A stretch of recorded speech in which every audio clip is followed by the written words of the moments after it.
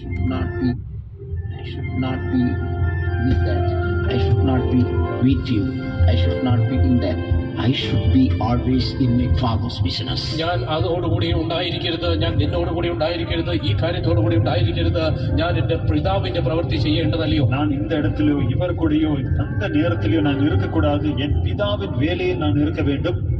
If you are diligent in your business, one day you will stand before the King of Kings and Lord of Lords. നിങ്ങളുടെ പ്രവൃത്തിയിൽ നിങ്ങൾ ജാഗ്രതയോടെ നിങ്ങൾ കാണപ്പെടുന്നുവെങ്കിൽ ഒരു നാളിൽ നിങ്ങൾ കർത്താവിന്റെയും രാജാതിരാജാവിന്റെയും മുൻപാകെ നിൽക്കും. உங்கள் வேலையில் நீங்கள் ஜாக்கிரதை உள்ளவர்களாக இருப்பீர்கள் என்றால் ஒரு நாளிலே ராஜாதி ராஜாவும் கர்த்தாதி கர்த்தருக்கு முன்பாக நீங்கள் இருப்பீர்கள். We are not called to stand before any prime minister or chief minister or anybody in this world.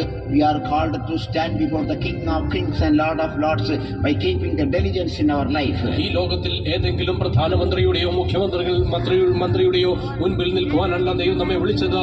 നാം നമ്മുടെ പ്രവൃത്തിയിൽ ജാഗ്രതയുള്ളവരായിട്ട് ദൈവത്തിന് മുൻപാകെ നിൽക്കേണ്ടതിനത്രേ ദൈവം നമ്മെ വിളിച്ചിരിക്കുന്നത്. நாம் இந்த உலகத்தில் எந்த பிரதமரோ எந்த முதல்வருக்கு முன்பாக நிற்கும்படி நாம் அழைக்கப்படவில்லை. மாறாக நம்முடைய ஜீவியங்களில் ஜாக்கிரதையாக இருந்து கொண்டு ராஜாதி ராஜாவும் கர்த்தாதி கர்த்தருக்கு முன்பாக நிற்கும்படியாக அழைக்கப்பட்டிருக்கிறோம்.